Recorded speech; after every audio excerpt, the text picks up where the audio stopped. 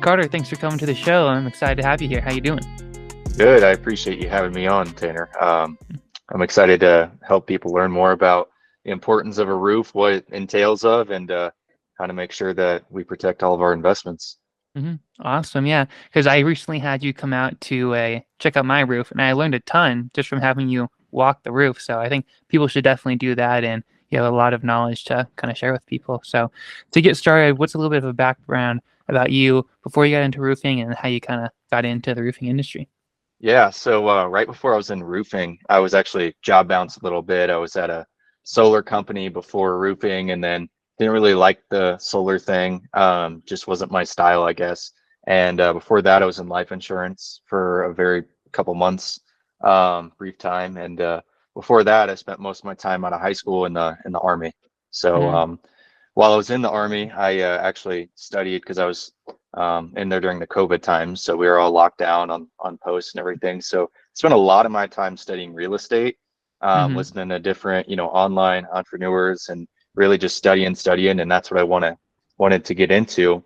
And so when I got out, I was just trying to find the right path to get into the field for real estate. And it ended up being roofing for me. So Mm-hmm. been there coming up on my third year now, and Nice. really just stacking cash to buy some properties. Mm-hmm. Do you think being in the solar industry helped out with roofing at all? It did, because I went to several conferences since being in roofing of our different suppliers putting on shows and trade shows, talking about how the roofing industry is going to have to integrate with solar, and having a Mm-hmm. little bit of that background knowledge, I've helped my company move forward. Um, and just kind of some background stuff that I learned about things called net metering program, how different utility companies can help when you don't use as much energy as you produce, can help offset other bills in certain counties, Mm-hmm. little stuff like that. And then just kind of the piece together with roofing is how detaching and resetting come into place, why it's important to have a local solar company, different things with tax incentives, paying attention to that, Mm-hmm. because you can increase the value of your property by adding solar and um, not get dinged by your property taxes going up, things like that. Hmm. Are there any type of like tax incentives for solar right now in Colorado specifically that you know of? Yeah, yeah. So last I knew, and I know it's been updated since, and I'm gonna try to remember my best on that. But last I knew, so when you add solar to your property, it increases obviously your property value, right? Well, Hmm. in Colorado, the green deal there is that your property taxes won't be charged at all for your value going up if it has to do with Hmm. green energy. So Ah, okay. you can kind of increase the value and avoid some of those taxes, which is great. I shouldn't say Hmm. avoid probably, but you know what I Yeah. mean. Um, but yeah, there's that incentive, and then last I knew there was incentive for getting, I think it was like 70% back of what your solar expense was going to be from Hmm. your next year's tax return. But that's where it gets a little foggy. So this is where going from solar to the roofing industry kind of taught me this just through Hmm. talking with different people. And it's important to know this. If you get solar, most likely you're going to have a solar loan on that, right? A lot of Hmm. people don't have 17 to $20,000 to just throw out on green energy. Hmm. So you only get that tax incentive when the solar is paid off. So you Mm. could Okay. buy the solar for 17,000 now with however much, a month, and you won't actually get that incentive back until when it's paid off. Hmm. So kind of have to play your cards right and structure it the right Yeah. way on that. But it's definitely worth looking into, I would say. Hmm. Definitely. So for many investors, they don't know a ton about how a roof is built and the materials that are used. What are kind of the components to a roof? And is there anything that would be best for investors because a cheaper cost, or do you want to go cheaper? Do you want to go more expensive? What are your thoughts on that? Right. Well, you you want to go expensive, Hmm. because I was actually at the Owens Corning, which is a shingle manufacturer. They manufacture a lot of building products. Anybody who does flips or renovations or anything like that knows the brand Owens Corning. I was at their plant because I have one in Denver, and I was touring it. I was looking at how their shingles were made, and they touched on a really key point, and essentially, and I can't remember the specific numbers, but a roof is the cheapest replacement of any part of your home Mm. versus the expenses it could accrue. Meaning that if your roof Wow. has a leak, you're going to start replacing decking, maybe some rafters, maybe some Hmm. insulation, maybe some drywall, maybe it leaks into your kitchen, starts rotting the floor. It can cause the most expensive issues. Because if you have, a flood in your basement, obviously that's not fun and it's not cheap, but you're not going to be paying for your roof on that one like you would when it comes top down. Hmm. So I definitely recommend people go with a more expensive option, but you have to pick the Hmm. right contractor when it comes to that, because some contractors, their margins are super high and they're giving you the same product and quality as the cheap guy. Hmm. So really just learning more and building connections with good contractors is going to help you a ton. But the Hmm. actual components of the roof. So I'm going to start from the bottom going up to the top. So you got Okay. your decking, goes right over to the rafters, right? Got your A-frame or however your home is built. Hmm. Um, Typically right now for Colorado and per code, you have to have 5/7 inch or 5/16 inch, excuse me, um, plywood on there. So a lot of Hmm. older homes used to have plank decking, meaning the slats kind of go this way instead of Okay. actual sheets that get put on Gotcha. there.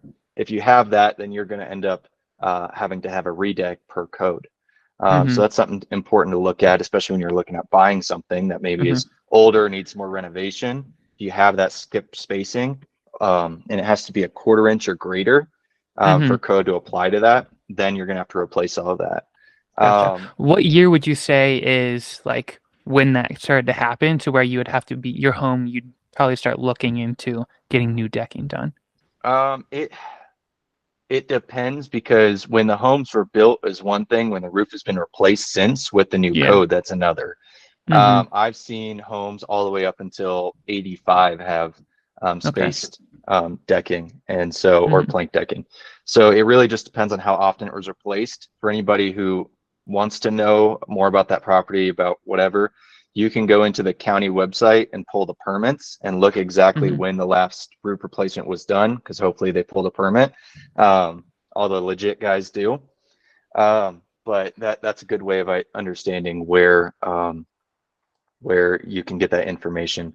But yeah, so you got your decking, then you got your underlayment. Now, a lot of older homes and even homes today, they have felt paper. A lot of people know that term. It's 15-pound felt. Some had 30-pound felt. They might have a couple layers on there. Um, if you have multiple layers, it's not no longer allowed. If you remember, you might have ran into some homes like this. They have different layers of the shingles. They might have multiple Hmm. layers of felt, multiple layers of shingles, because they used to just be able to shingle over another shingle and call it a replacement. Can't do Hmm. that anymore. Mm. So now you just got to have one layer of felt, one layer of shingles. And so what we do, and a lot of contractors have moved towards, is using synthetic underlayment. Hmm. Synthetic underlayment is more of a tarp type of paper. It's Okay. not, I shouldn't even call it paper. It's not that close to paper anymore.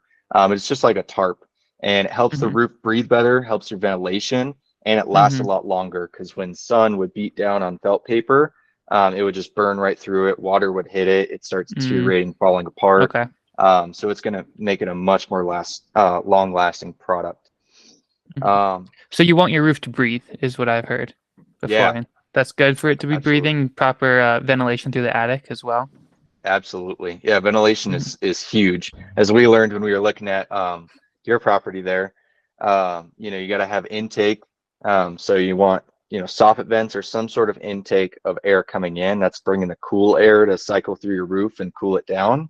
And then Hmm. obviously it's going to heat up over time, and you want it to expel somewhere or exhaust. So that's really important, not only for your roof to last longer, but also for your energy bills. Nobody wants to pay a high energy bill. I know that some property owners cover those kinds of expenses for their tenants, or maybe they split it, little things like that. But yeah, you want to save costs on that quite a bit. Then you might have a couple of other components. One's called ice and water shield. It's a Hmm. little bit different than underlayment. It's thicker, and it's actually a self-healing membrane, and it's essentially, you're not supposed to call it waterproof, but it's basically waterproof. Um, Hmm. what's really cool about it is when you put a nail through that, it actually, when it heats up, it'll reseal itself. So it'll seal itself back over the nail head to where nothing is left exposed, which is Oh. really awesome to for thousands of nails going into your roof. Now, to refer to code, above 7,000 feet in Colorado, you have to have ice and water along your eaves and always in your valleys. And then we like to put them around the components too, because any component or anything protruding through your roof is a chance for a leak. So we try to make sure to mitigate that as much as possible. So with like any pipes that are sticking up or any like vents, are those possible things that you want to make sure they're properly sealed? And are those where most of the leaks end up happening, is around those areas? Yeah, yeah. Whenever I run leak calls, probably 8 times out of 10, it's coming from some sort of component, whether it's a box vent, a Hmm. pipe jack, a furnace vent. Now, little things like that, they can always be covered by your roofing contractor. But when you get into like electrical mass or trying to move maybe a pipe jack, and those are little white PVC pipes you see sticking through the roof. They have a little boot Hmm. around them. Now, a roofing contractor can't usually move those. It has to have the proper licensing for the proper trade, whether that's a furnace, so you need an HVAC guy, or it'd be a pipe jack, so you need a plumber to move that. Hmm. Anytime you have new homes anymore that have been recently built in the past 10 years or so, we see a lot of these engineering mistakes to where they will put those in a place that has high water traffic. So I've seen many pipe jacks be sitting in the middle of a valley, and that's where two slopes of water is coming in. You got this flood coming down here, and then you got this little hole right here that water can just seep into. So Hmm. getting those moved is huge if you can, but if you can't, just having a good boot around it and some ice and water shield, you should be all right. Hmm. Gotcha. Um, So what are the layers we were talking about? How many total layers are there from the decking to all the way to the shingle at the end? Yeah, so there'd be the deck, the underlayment, maybe ice and water shield. It depends on Hmm. code and if it's existing, things like that. And then you'd have your shingles on top. Okay. So really just 2 to 3 layers is sitting above your decking. That's why it's Hmm. really important to get good products on there because you have a lot of layers of protection. So you want the good Hmm. stuff on there to make sure you keep the water out. Yeah. What's the process of putting all this down? Is it kind of just getting all the materials and then starting with one section and doing the first layer and the second and the third, or is there anything else that kind of is different than what you would commonly think? Typically, what we like to do is rip off the entire roof all the way down to the decking, and then do what we call a mid-roof decking inspection. So we'll just have our guys go around. We'll look at all of the pieces of decking, see if we have some of that skip sheathing, and see if we have maybe some holes in decking. Because if you have the plywood, that can bow quite a bit. So anytime you're walking on a roof, you might feel some sponginess. That doesn't Hmm. necessarily mean it's a problem, surprisingly. But it could be a hole there. That could be splitting. There could be water damage that maybe we need to replace it. So anytime we do replace that decking, we actually put OSB on there. I forget what OSB stands for. It's something strand board, but it's a Hmm. much more harder material. It's thicker and it's less likely to bow or do any sort of movement. Um, Hmm. and so we like to put that on there because it gives it a more firm base for the shingles to lay on. Um, and so we'll replace any decking, inspect everything, then we'll go ahead and put our underlayment all over everything, start nailing that into the decking. Any other components that we need to address that maybe need to be fixed a little bit, we'll look Hmm. at that, make sure we got the proper amount of ventilation so that if we need to cut more holes into the roof to put another box vent or two, we can Hmm. do that right then and there. Um, and then after that's completed, we basically put on all of our flashings and our boots of all the components and all of our sidewall flashing that goes up underneath the sidewalls. Hmm. If you have a stucco house, those can be really tricky. Some people will get mad at their contractors because they're like, hey, we wanted the flashing replaced and you replace it on my stucco siding or whatever, or stucco Hmm. chimney. Um, just to let everybody know, it's really, really difficult to try to remove that flashing and stick it all the way under there because it goes up there a good 6 inches or so if we can. We stick it up as far as we can.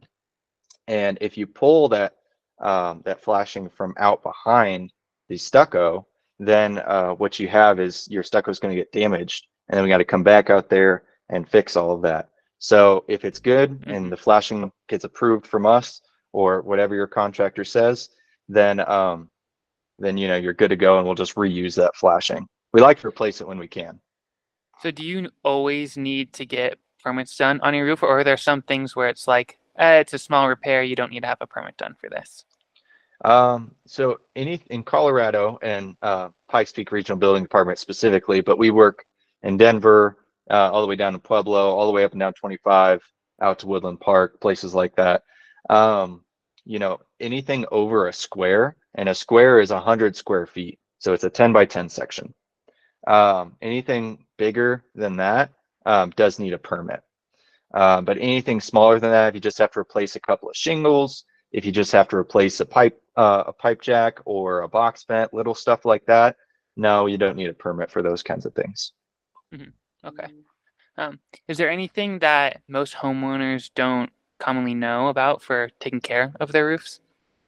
Yeah, proper care for your roof is really important. You want to get it inspected, definitely after any sort of major weather event, just to make sure that you're good to go.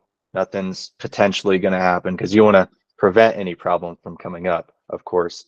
And really, what you want to look at with that is all my granules, or a lot of people know them as like the gravel or the rock stuff that's on your shingles, Hmm. is all of that in place? Because if it's falling off your shingles left and right, then you just kind of have fiberglass exposed, and that's all that's Hmm. between your shingle and your underlayment. So you have the Okay. old underlayment that's more dangerous. So you So want to make sure all your, what does that gravel yeah, stuff do for the asphalt? What's it like kind of there for? right. So it's kind of weird when you think about how a roof actually works.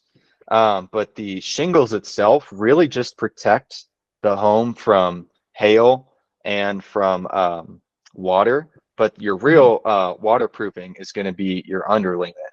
And Hmm. the underlayment is very susceptible to UV. And in places like Colorado or anywhere along the Rockies, you're going to have a lot of UV hitting that roof. Hmm. And when those granules are gone, then that sun is just going to be beating down on it.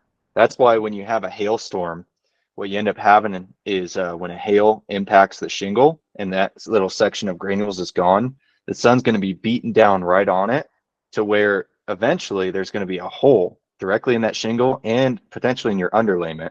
And that's going to Hmm. just be a nice little gap for water to get into your decking. Hmm. Hmm. I think it's crazy how just like the small little things can like ruin a whole entire roof. Is that why insurance companies will replace the whole roof if it's in that 100 square foot area, or replace large sections of it? Yeah, insurance companies, they're hit or miss on certain claims, but typically that's why they like to look for the hail. So they'll mark it up just to give a little brief on how they look at it. So they'll throw down a 10 by 10 section or a square, 100 square feet. And if there's roughly, the general rule of thumb is about 8 hail hits in that section or more, Hmm. then they approve that slope. And they need that on each cardinal directions. They need like a front, a left, a right, and a back, or north, south, east, west. Hmm. Um, and they need one square to show that many hail hits on each of those, and then they'll approve the whole roof. But sometimes you Hmm. can get into situations where they're only approving half of a roof or Hmm. half of or three-fourths of a roof, and that's where your contractor can really come into play if you pick one out at that point. It's always Hmm. important to have one on your side when you're going through a claim, because we obviously deal with insurance companies all the time. And so that's where, we know the terminology and how to look at it with them and be there for the adjuster appointment when they come out and inspect it to show them, hey, you can't just replace half this roof. Let me show you why. Hmm. And because they're not there, they're not replacing stuff. Yeah. So they don't, everybody needs a little more education. So do I, all the Hmm. time. Do the insurance adjusters sometimes get annoyed when they see you there, like, oh, dang, there's a roofer here to tell me what to Yeah. do, type of thing? Or, Yeah, it really just depends on the guy or gal. I mean, hmm. but I mean, roofers don't have the best reputation, unfortunately, because there's a lot of roofers who are, for lack of better term, slime balls. They Hmm. just want to be that greasy car salesman that just gets a contract, and doesn't care about anything else. Um, Hmm. and so that's where having that roofer there can help you through the adjuster appointment, and they'll sometimes come there and get annoyed that you're there. But Hmm. when I go to an adjuster appointment, I just tell them, hey man, I'm just here as an extra set of eyes. If you need to discuss anything, we need to bounce ideas off of each other. I just want to make sure this home gets protected Hmm. the best way that we Gotcha. can agree upon. So Hmm. that's why we look at everything like painting, windows, siding. Not that we do those trades, Yeah. but we want to make sure that everything gets involved into that same claim and gets protected. Um, so adjusters, I'm friends with some of them. Others, I know that they don't like it when I'm there, but I show up anyways just to help out the homeowner. But that's because some roofers, unfortunately, will argue with the adjusters while Mm. they're there, and some have even gotten in fights. I mean, it's crazy, um, and it's just so you just got to know how to talk to people and be a human, I guess, is just kind of my best answer for that. Um, just making sure that you're able to just walk the line, help them out, look at everything, and let them do their job too. Is there a specific type of like roofing material, asphalt that is best for Colorado homes with all the snow and the hail that we get? Right. Yeah. When it comes into different products, so I have my favorites, but everyone when your home is built is going to have a builder grade shingles. Those are notorious for just falling apart. The granules leave. Um, they aren't very well made because if you're building a whole neighborhood of homes, you're going to use a cheap material as the general contractor for that whole neighborhood. Hmm. Heck, I would, because it would save a lot of money. Things always Yeah. go wrong in construction, so I can't blame them too much for doing that. So you'd want to find just the base level standard 30-year shingle. You want to find a good manufacturer. There's a Hmm. handful out there. To name just a few: Atlas, Owens Corning, GAF, Malarkey, IKO. Those are some pretty good ones out there. There's plenty more too. Um, and so you want to make sure that if you're getting just a baseline shingle, you have a good manufacturer that backs a good warranty. So that's the starting level. Then you have Hmm. above that class threes and class fours. Now there's no class one or two for some reason. There's only threes and fours. So a class three is kind of impact resistant. It's it's somewhere in between the standard shingle and an impact resistant shingle. Now, some of those, if you get a class three, some insurance companies might still give you a discount on those. It's something to discuss with your adjuster or your agent on that. And then above that, you have the class four shingles, and that's where I would recommend everybody goes to at a minimum. Um, Hmm. Now, it might only be a couple $100 extra out of your own pocket just to upgrade to that, but it's well worth it, because if you only have to replace the roof every other storm, every two storms, every couple of years, that saves Hmm. you on your deductible, saves you a whole lot of headache and time, and makes it last a lot longer. Hmm. Then, so that's kind of the top line of asphalt made shingles, all the standard ones Okay. that you typically see. Above that, you have your metal and your tile and your stone coated steel. Hmm. Now, tile is great if your home can handle it, but they do break a lot. It's really hard for contractors to walk on them and not break them. Hmm. I even got a little guy, he's maybe a buck 20, that works for me, and he could walk on a tile roof and probably still break one if he doesn't walk the right way. So those are notorious for, if one shatters, pieces could fly in a windstorm, break others. Yeah. So kind of, I'm not going to ding tile roofs because they are great. They just Hmm. can have a lot of problems. So then you could have Hmm. metal. And metal, you could have two different kinds of metal. So you have what's called standing seam and panels. Now the difference between the two is just the fasteners that seat the metal to the roof are either Hmm. exposed or not exposed, meaning they're interlocked together. And a lot of the times, if you have the panels where the fasteners are exposed, or the screws, um, then that can cause later issues. If that screw leaves, that's a water leak. If they start backing out, that's actually technically wind damage. So if you get a metal roof, I'd recommend getting interlock shingles. But where I kind of segued my perspective on metal roofs to stone coated steel more is a lot of times you'll have a metal roof that's great, it's working awesome, but it got hit with several hailstorms. Didn't have to replace it, nothing's wrong, but it's just dinged up from left to right, and it just looks like crap. And so that's where the stone coated steel really has an extra edge on it, because it actually has granules covering all the metal shingles. And you can get it to Oh, look like okay. tile, look like wood shake. A lot of people like that when that was the thing. Uh-huh. Um, it can come in all sorts of shapes, sizes, styles, but you don't have to deal with all the, eyesore of looking at a Hmm. metal roof and having it all dinged up. How often are people getting metal roofs these days? Are they as common as your normal asphalt roof?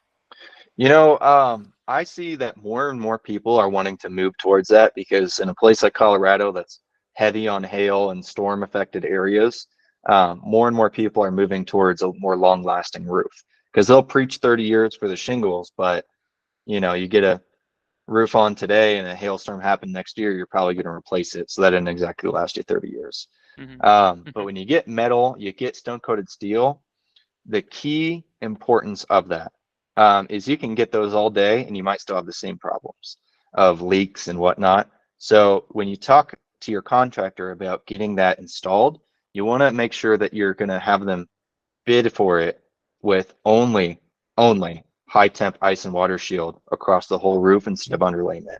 Because like I Okay. said, it's that self-healing membrane, it lasts a lot longer, it's way more waterproof. So if you put that as underlayment across the entire roof, you're almost, and it's, a fine line to say, but you're probably never going to have to replace that roof again. Hmm. So that's where you want to go. So typically, an asphalt roof is said to last 30 years. How often do people actually let it go for that 30 years? Because it seems like they get replaced at like year 10 or even sooner if there's some type of hail damage or storm damage to them. Yeah, I mean, if you're in a state to where hailstorms and high weather, what's the word I'm looking for? Um, Severe weather happens quite often, then maybe it can last 20 years, 25 years, maybe even 30. Hmm. But in a place like Colorado, we typically say that roofs only last 9 to maybe 12 years before they need to be replaced, just from the amount of storms that we have. Hmm. Gotcha. Okay. So in a place like Arizona where you don't get much weather, but there's a lot of sun, it would be more like, okay, it could last that longer time periods if there's no like, you know, weather damage to it. And that's why you Possibly.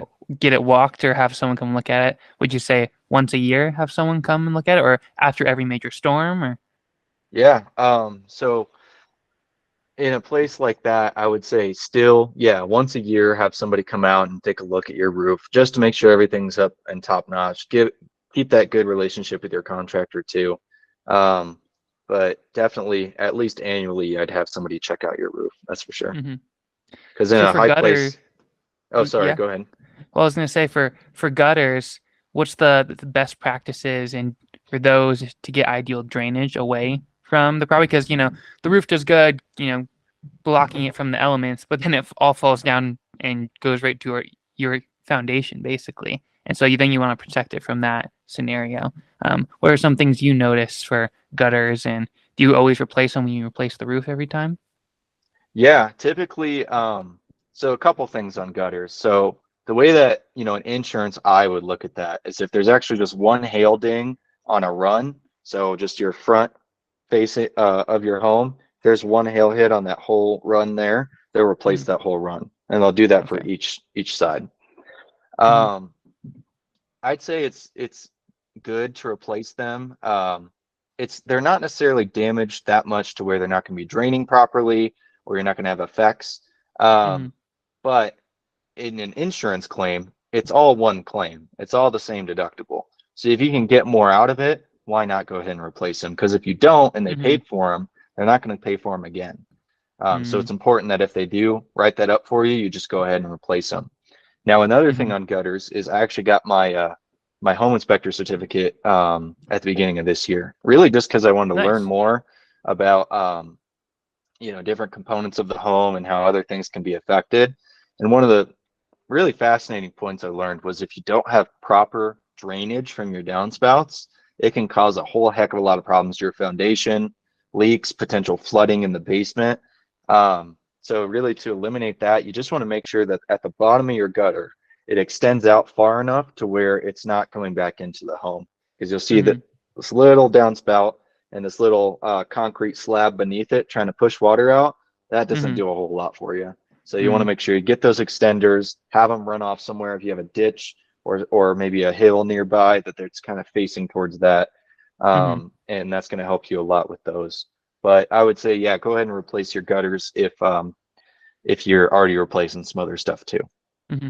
I think the most common thing I see is maybe a gutter's cracked or something, but those extenders, not a lot of people have those extenders to get away from the foundation because it's basically like you're just draining it all into your foundation at that point, and it's just slowly going to start cracking or even start sliding that wall, which can cause a lot more problems than just replacing your gutter in the first place.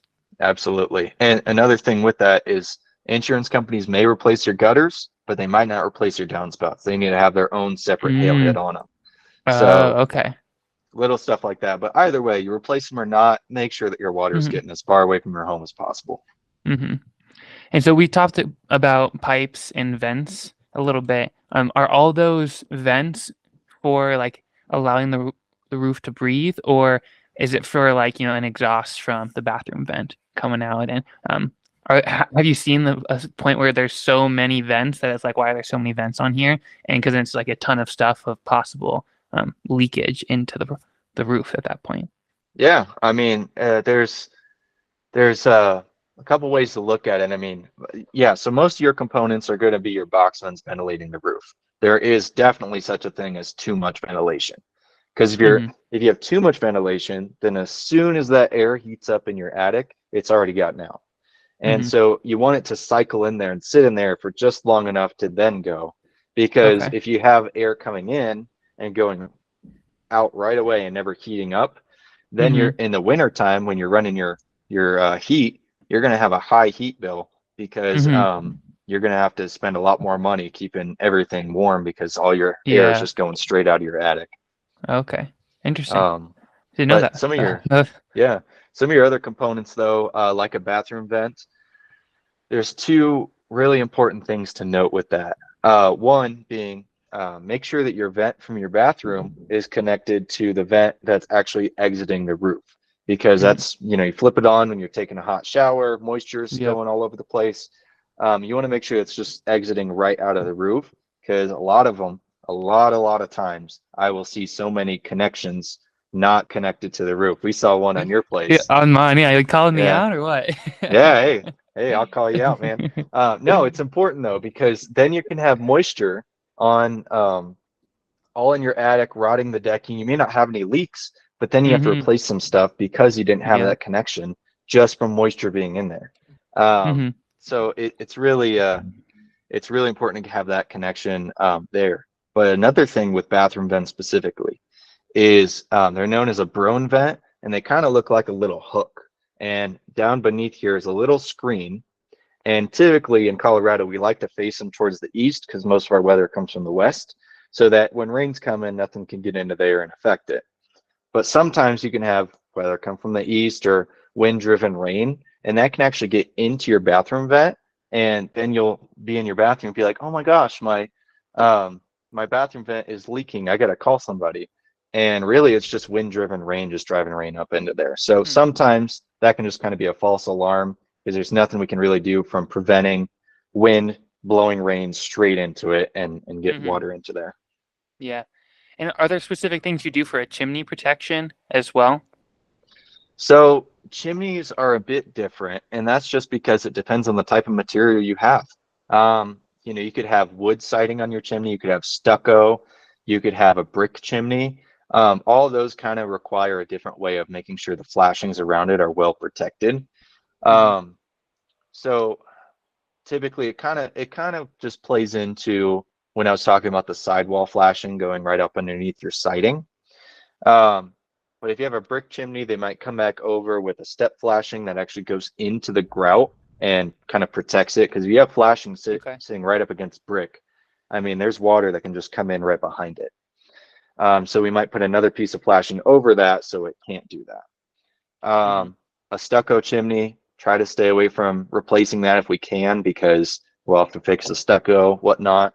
And then your wood siding, that just, we can usually take that out pretty easy, stick a new piece up there, and just kind of bend a few things and flash it right away. So it's not too complicated. Where a lot of people run into issues though is when if your chimney's at the end of your roof or towards the eave, Hmm. sometimes they might not have what's called kick out diverters or Okay.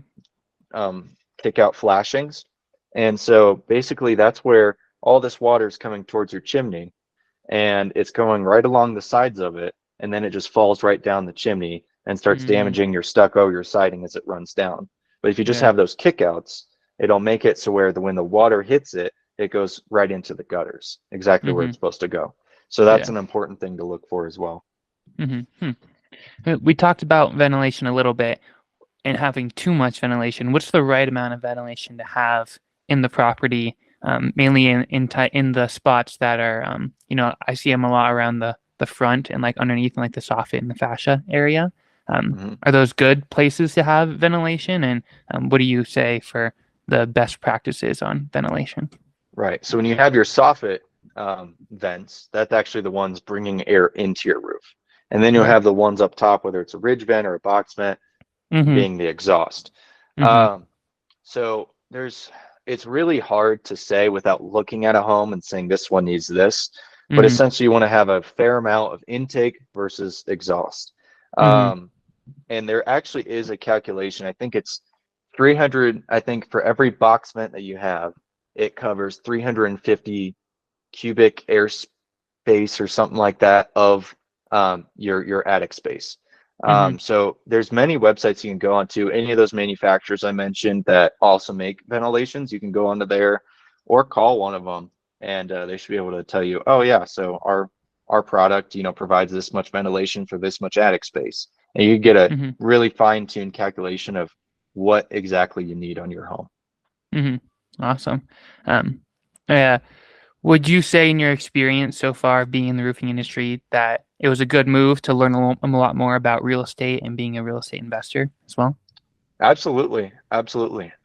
Just because one part of real estate investing is sometimes fixing stuff, right? So Mm-hmm. you want to make sure that you know how to fix stuff and you don't have to pay for it. That'd be a great thing, such as insurance, Yeah. and we'll talk a little bit more about insurance, but yeah, I think a good segue into the real estate industry was roofing. That's also why I got my home inspector certification so that I could also do that.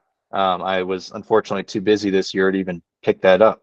Mm-hmm. So, I do it for some friends here and there. They just want me to check out some stuff for them. Say no problem, you Mm-hmm. know. Um, but it's really awesome because I think that if I were to walk several homes and I know everything that's going on there, the potential issues I might have to fix, I can kind of just in my head start being like, okay, price point is this much, cash flow is this much, Mm-hmm. repair value is this much. Maybe I want to do a burr or a flip. I can start just running through those numbers a lot faster, having that kind of blue collar background of Mm-hmm. knowing exactly what's what and how to fix it. Mm-hmm. Awesome. What insurance seems like the best way to kind of get a roof fully taken care of and covered? What can you tell us about that process and what people should really know about getting your insurance involved to replace a roof or fix damages here and there? Yeah. So insurance is really changing their tune lately. So first of all, definitely if your insurance can cover anything, such as your roof, and maybe grades, go ahead and have them take care of that because Mm-hmm. you're essentially getting the best deal in the world because you're going to get a $30,000 product, such as your roof. The average roof in Colorado is $20,000. So Mm-hmm. you're going to get that much value out of your deductible. Now in Colorado, in case any contractors came out there and told anybody this, contractors cannot cover your deductibles. It's 100% illegal. Can't do it, which is weird because you can, if you get hail damage on your car and you go to the hail Mm-hmm. repair guy for your car, they can cover your deductibles. Totally legal, Hmm. but they just can't do it in roofing. It changed maybe 10 or so years ago. Yeah. Other states still allow it, but Mm-hmm. essentially you got a $1,000 deductible or whatever it is, and you're getting a $25,000 product. I mean, name a Mm-hmm. better deal than that, right? Yeah. So with the contractor basically, oh yeah, I'll pay your deductible for you. So then, because they're going to get paid from the insurance company, is that Yeah, kind if of the thought process behind it? yeah, I mean they're gonna make money one way or the other, but I'm telling you right now, if a contractor tells you that, no matter what state you're in, Mm-hmm. um, that they're going to make up for it somewhere on your roof. They're going to cut a corner on your Okay. flashing. They're going to cut a corner on the Yeah. type of underlayment you have. So, so it's kind of, it's just, you gotta, that's why it's good to build those relationships and know that you can trust a person's going to replace your roof for you. But Mhm. on the insurance piece, so typically in the past, everyone's used to a flat deductible. So, you have your policy every month, your premiums, and you have your deductible at 1,000, 2,500 flat. Well, now it's changing. And this is something that a lot of people really need to be aware of. It's changing from a flat deductible to a percentage of the home value at whatever the current market rate at the time of filing a claim is. And I've seen Mm. it anywhere Mm. from 1 up to 5% of the home value. Wow. Um, Huh. I had one gentleman in particular out in Peyton, and Uh-huh. his deductible went from $2,500. He's got a big roof, no Mhm. doubt, but his roof in total cost like $70,000. Mhm. But his deductible went from 2,500 to $18,000 was his new Wow. deductible. I mean, it Dang. was crazy, and that's what's happening to Huh. everybody. The average I'm Uh-huh. seeing on most residential homes now is about 62 to $6,500, Uh-huh. which is going to be the homeowner's liability for that. So Yeah. it's a huge thing to pay attention to. A lot of insurance Mm. companies will offer, hey, you can keep your flat deductible, but you're going to pay a higher premium. I would do that all day long. Mhm. Um, Versus, or you can keep your same premium and you're going to go to this percent thing. And Mhm. I tell everybody just try to stay away from that as much as you can. If you can Mhm. afford to, it's going to save you in the long run because building materials, roofing materials, they're just going up over time. Mhm. Hmm. Okay. That was interesting. I did not know that that was happening in the insurance world. So there's Yeah. several things that I learned through our conversation. So this has been awesome. Is there anywhere that if people have questions that they can reach out to you or kind of get more knowledge about roofing from you? Yeah. I guess you could send me, I'm not too much on social media, Mm-hmm. but you could email me at Carter at INT, that's India November Tango phonetically, Mm-hmm. roof.com. That's my work email. Anything that you guys need me to check out or have questions about, you can just get in touch with me there. And that's probably the best way to get a hold of me. Mm-hmm. Awesome. Sweet. Thank you so much, Carter. It was great having you on the show, and I'm excited to get you on again once you buy your first house hack. It's gonna be I awesome. appreciate that. Yeah, you're going to Mhm. help me out. Yeah.